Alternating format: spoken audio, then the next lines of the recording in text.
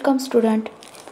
Today we are going to learn about the activity number 5 from the Setu course.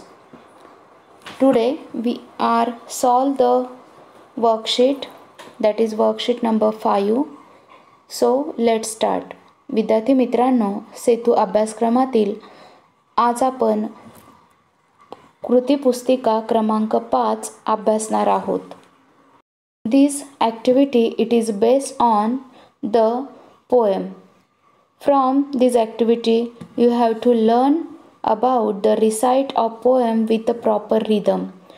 विद्यार्थी मित्रांनो, कृती पत्रिका क्रमांक 5 ही कविता ऐका व तालासुरात म्हणा या कौशल्यावर आधारित आहे. चला तर आता कृतीपत्रिका 5 सोडवू. Learning activity.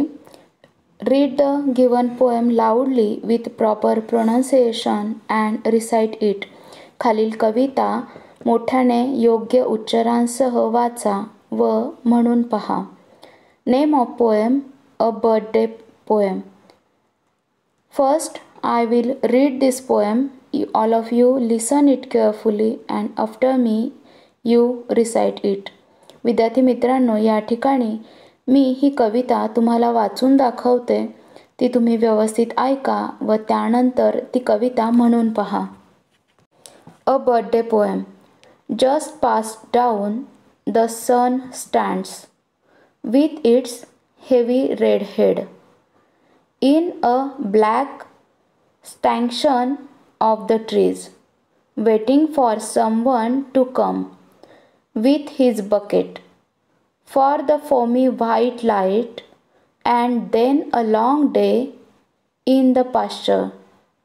I too spend my days grazing, feasting on every green moment till darkness calls.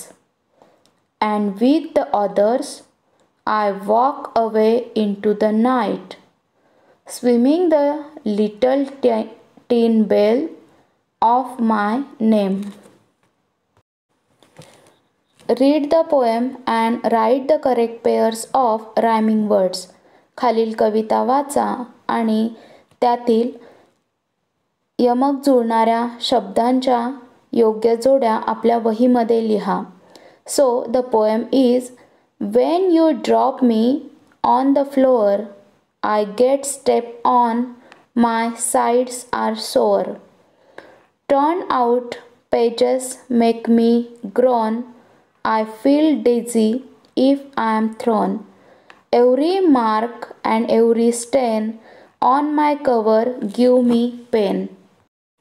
Please don't bend me, if you do, I do not want to talk to you, but we will both be friends together if you protect me from the weather and keep me clean so that I look a tidy, neat and heavy book.